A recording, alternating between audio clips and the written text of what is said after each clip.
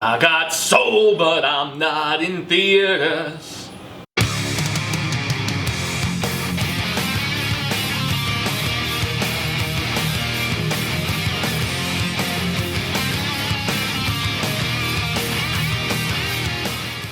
Bienvenidos, worldwide fans of the planet's hottest entertainment with an edge. I'm Enfuego here, and welcome, bienvenidos, to Enfuegotainment, my namesake program, for another Rapido Fuego review in what ended up being my Christmas Day triple header that also included news of the world and Wonder Woman 1984. But in this installment, we are discussing the new Pixar Disney Plus film, Soul. That's right, and this has the voice savvy of none other than Jamie Foxx, Electro/Ray himself, and Tina Fey, who was a big-time player on Saturday Night Live, and then went on to do everything from Baby Mama to I think she had a hand in Bridesmaids and all kinds of other craziness, Mean Girls, which I really loved, and 30 Rock as well. So yes, great voice talent, all kinds of other peeps, Angela Bassett, Questlove, and lots of talent on the musical front as well, because this is a film that is most definitely a celebration of just, songwriting,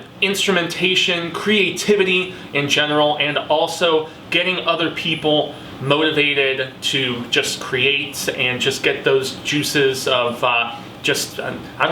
intuition and performance flowing. It's another Pixar movie with a very sound and important message, and the original jazz music that we have in this is enthralling. It was giving me vibes of everybody from Charlie Parker and Dizzy to Brubeck, being a white dude stuff. I love me some Artie Blakey too. I know he's a drummer, and this is about Jamie Foxx's character is a pianist who is basically teaching middle school music, but he dreams of just actually performing in a jazz band and just fulfilling this lifelong dream that all started when his father took him to see this jazz band play, and he heard something that struck a chord within him, and it was just all systems go from there. And so he gets his big break at the beginning of this film when he has a former student call him, and he's like, yo, you were really an inspiration to me, and I'm calling you because your class was really the only thing that kept me going to school in a lot of ways, which a conversation for another time is how so many music courses and that sort of inspiration in instruction, especially at the grade school and the high school level, has been massively defunded over the years. It's a travesty, and so those are some of the greatest causes I think that we can donate to, is just getting that inspiration into kids through instruction and imparting insight and wisdom and passion and all of that. So that's what Jamie Foxx's character of Joe, I believe, actually did with this student who contacts him, gets him this audition. He nails it.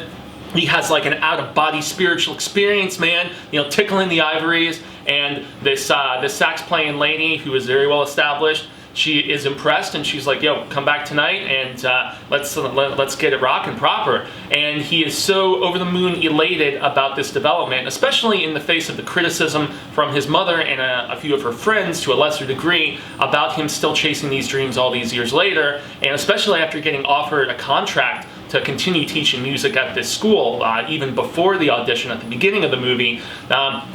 He's on cloud nine, man. And as he's walking through traffic and stuff, dodging cars, just very, very luckily and conveniently, ends up walking into a manhole, and poof, he is immediately in this basically spirit realm of sorts that is on the edge of what, at least in this particular Pixar film, they describe as the great beyond. And without spoiling stuff from there, basically turns into Jamie Foxx's character with basically him and this tandem of this other spirit that has just never actually been down to earth and found its home, essentially because of just lack of motivation and a little bit of skepticism about just the essence of living. They end up trying to find their way back to earth because Jamie Foxx is actually, this is the one minor spoiler I guess I will give, he is not dead, he is in a coma. And some of the world building that they do in this that I found fascinating was the fact that you can have this out-of-body experience whether you're in a coma, like Jamie Foxx's character, and your spirit is up there on the verge of crossing over permanently, or it can be sort of a temporary temporal sort of thing, and he ends up in this quest to get back into his body along with the help of Tina Fey's character, he encounters these other guys who have like this whole Zen sort of situation, and they're like drum circle or meditation sort of thing or whatever. They're able to actually, through certain experience, induce an out-of-body experience and send their spirit, their soul, if you will, obviously, up into this other world, albeit just for a limited amount of time. And so I found that world building really fascinating. Some of the other stuff about, just like the Terrys and the different affiliations and, keeping track of, the hundreds of thousands of souls or whatever that leave, on a daily basis and yada, yada, yada. There was some of the lore, without getting too in-depth into it, that I wasn't the biggest fan of.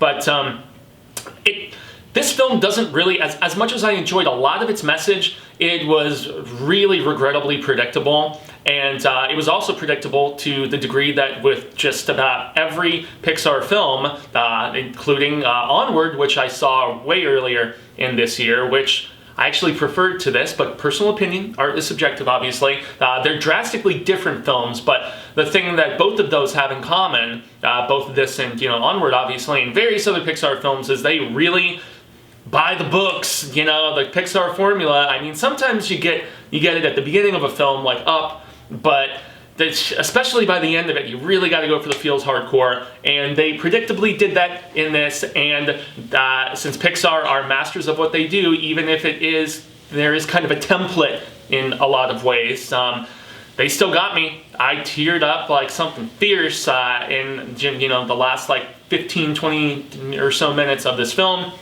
A particular sacrifice that is made, which really was just a big sign of character and selflessness. That really got me. And also just the memories of our lead, Fox's father and stuff. Some of the flashbacks are really powerful and stuff. But really, some of the whimsy and the whole out-of-body situation that we have in the middle of the film, without spoiling it, just having those first experiences, so to speak, I wasn't as charmed by it as I was expecting to be, man. And so it's beautiful animation, although I didn't as much like the look of the whole other world and stuff as I was expecting to.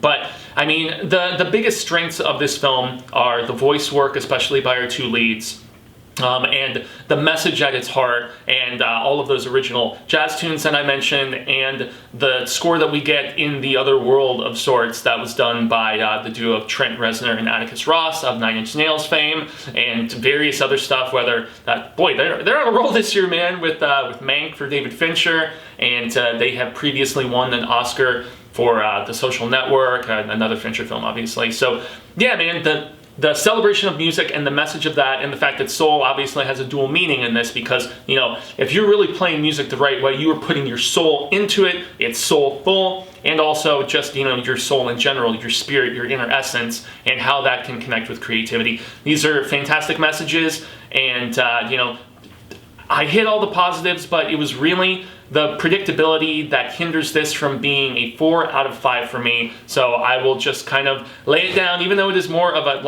on my Letterboxd at first, I was saying 3, until I had to add an extra half star there, before things really, before the proceedings ended, because of the fact that it did powerfully hit me, as I expected, at the end of this Pixar film. So I have to round down, though, because I got to round up or round down. And in this case, I will say that Soul, Pixar, Disney Plus, not in theaters, at least here in North America, but overseas, I know that it is hitting different territories and you can see it on a big screen. But 3 out of 5 Fuego Fireballs, and that's going to be it for today, everybody. You can watch it on Disney Plus for that $6.99, $7.99 subscription price, whatever it is. So, I've been Fuego. You can find Walt on all social media sectors, just like you see spelled below. Jaime Enfuego, Twitter, Instagram, Facebook, here on YouTube, and a like, a share, subscribe if you enjoyed this review. It means a heck of a lot to moi if you like spectacular stuff. I also, the main YouTube channel of sorts, I'm affiliated with youtube.com/The Horror Show channel, where we have been doing daily videos for the last 6 years, and we are about to start our 7th season. Very excited about that. And here I also have already done reviews of Wonder Woman 84